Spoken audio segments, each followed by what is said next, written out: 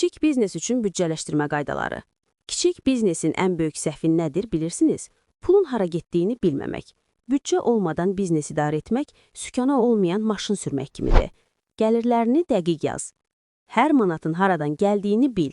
Satış, xidmət, əlavə gəlir, hamısını qeyd et. Çünki gəlirin dəqiq hesabı olmadan heç bir plan qurmaq mümkün deyil. Xərcləri qruplaşdır. Xərcləri sabit və dəyişən kimi böl. Sabit xərclər, icarə, əmək haqqı, vergi. Dəyişən xərclər, xam mal, reklam, yanacaq. Bu bölgü sənə qənaət imkanlarını görməyə kömək edəcək. Özünə maaş təyin et. Bir çox sahibkar bu addımı unudur və şəxsi xərcləri bizneslə qarışdırır. Nəticədə büdcə pozulur. Özünə rəsmi maaş müəyyən et ki, şəxsi və iş xərcləri aydın ayrılsın. Ehtiyat fondu yarat.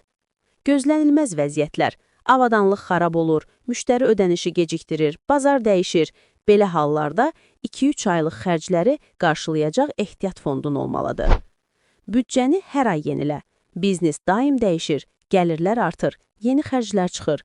Ona görə də büdcəni hər ay yenidən nəzərdən keçirmək vacibdir. Əks halda plan sadəcə kağız üzərində qalacaq. Bir çox uğurlu sahibkar sıfır əsaslı büdcə metodundan istifadə edir. Yəni, hər ay sanki sıfırdan başlayırsan, hər xərci yenidən əsaslandırırsan. Bu israfın qarşısını alır. Büdcə sadəcə cədvəl deyil, biznesinin nəbzidir. Onu nə qədər yaxşı izləsən, uğur da bir o qədər sabit olacaq.